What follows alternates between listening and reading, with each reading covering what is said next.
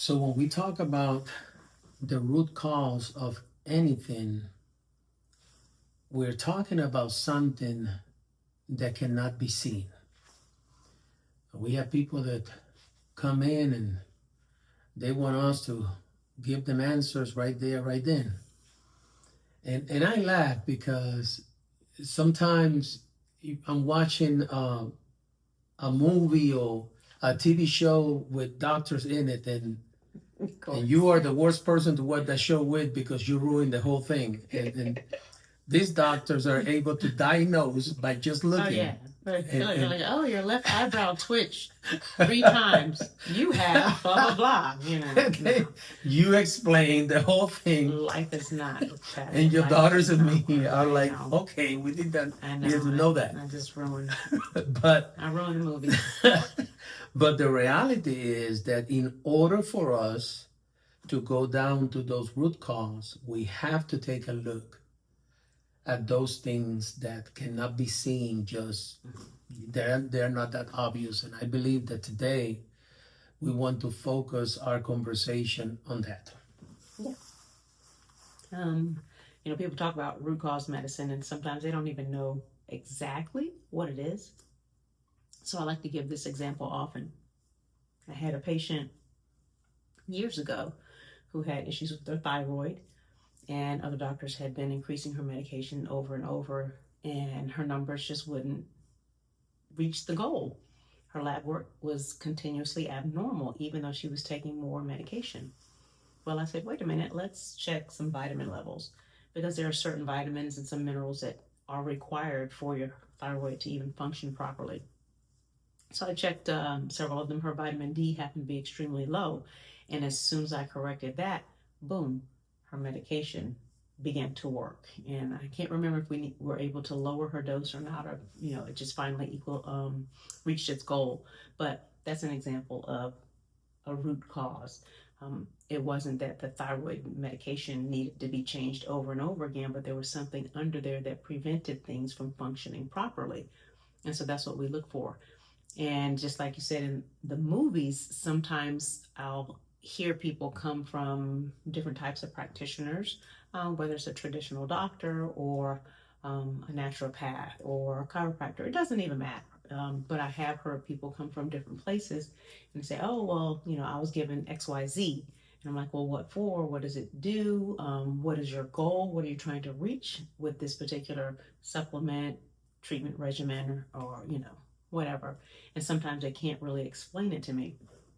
And I don't know if maybe they just didn't understand, or if the person who gave them that information wasn't clear, or maybe that person wasn't really sure and they were just kind of trying. Because sometimes you just don't really know what it is, but try this. But a lot of times people will ask me, oh, do I take this? Do I need to take that? Do I need to take this and this and this and this? And all I can say is I don't know until I check. Because every person doesn't require the same thing. And even if they require the same thing, like, if everyone required, or 2 or 3 people require vitamin D, or 2 or 3 people require, vitamin C, they might need different doses for different purposes. So I have to check those things. That's something that we commonly do in Western medicine. Oh, your potassium's low. Let me give you some. Let me recheck it and make sure we've reached our goal. And I still do that, even though I'm practicing integrative medicine. That's the point of integrative medicine. It integrates the best of all of these different worlds, not only using Western medicine prescriptions, but preferably using lifestyle, supplements when needed, diet of probably almost above everything else. So that's what integrative medicine means. It doesn't mean that I throw out every prescription that ever exists. It just means that I use other avenues, but I'm still going to check and make sure you even need those supplements.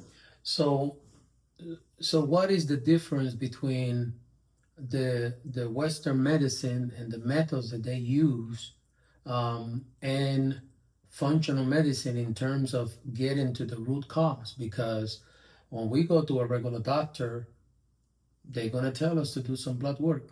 As a matter of fact, they tell us to do blood work at least a week before the For your appointment. Yeah, so you can have So- something to talk about. So what's the difference? What is it that the functional medicine uses that help us get to the root cause that the Western medicine are not doing? Well, integrative functional medicine, which I use pretty much interchangeably, although they're slightly different. It's not necessarily what's done on the front end. It's what's done on the back end. After those labs come back, we'll take different approaches. I was only taught how to use prescriptions. I was not taught how to use diet. So now if I see someone, and depending on what their lab value is, maybe your potassium is on the lower end of normal, not quite in the trash can, then I'll say, hey, I want you to eat this. Yeah, everybody thinks about bananas, but oranges and even blackstrap molasses, raisins, different things have a lot of potassium in them. So I might say, hey, I want you to eat some more of those instead. If your magnesium is slightly low, then I go, hey, instead of having you swallow a pill of magnesium, I might just say, hey, I want you to eat some more nuts, this, blah, blah, blah. So that's the approach that we take on the back end. Mm-hmm. We still need to diagnose. We still need some objective proof that a problem exists. Mm-hmm. Because I have a lot of people come and go, oh my goodness, I'm getting leg cramps. So I started taking potassium. And I'm like, you don't even know if potassium was the reason that you were getting leg cramps. Mm-hmm. Because one of the most common reasons for leg cramps is actually dehydration. It doesn't have anything to do with electrolytes at that point. So that's one of the most common reasons, but you're just assuming it's potassium. And so I don't like to make assumptions. We like to test, treat, retest, and make sure we've accomplished our task. If there is any difference between their lab work and ours? Well, in standard medicine, definitely we have a certain set of labs that we use. And when you start moving off into the integrative kind of functional medicine, there are some that we do that are a little different. Sometimes we'll check hormones in saliva, depending on the situation. Sometimes we'll do more stool tests, stool tests that can not only check for infections, but they help us give us some type of indication of whether or not you have sufficient enzymes to process your food properly. So we'll use different tests that aren't mainstream. I see. So that's going to help you get to the root cause. Oh, of course, Okay. Of course. So then when it comes down to my part of the deal, which is the counseling, and those things are invisible. We see the behaviors, Mm-hmm. but we don't see what is behind it. But we also do assessments. I want to know a little bit of that person's history.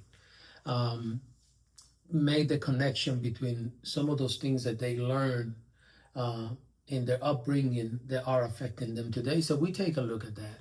We take a look at an assessment called the negative core values. Mm-hmm. Some of those things that they learn along the way, the cognitive distortions, the temperament analyses.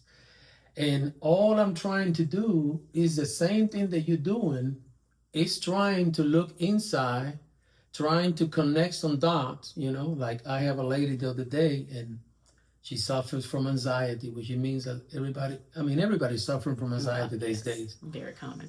But she was able to connect that to her mom, because mom was always anxious. She said, Mom, create a mess about every little thing. Well, you grew up learning that, Right. but she was able to make the connection. Now we try to break that.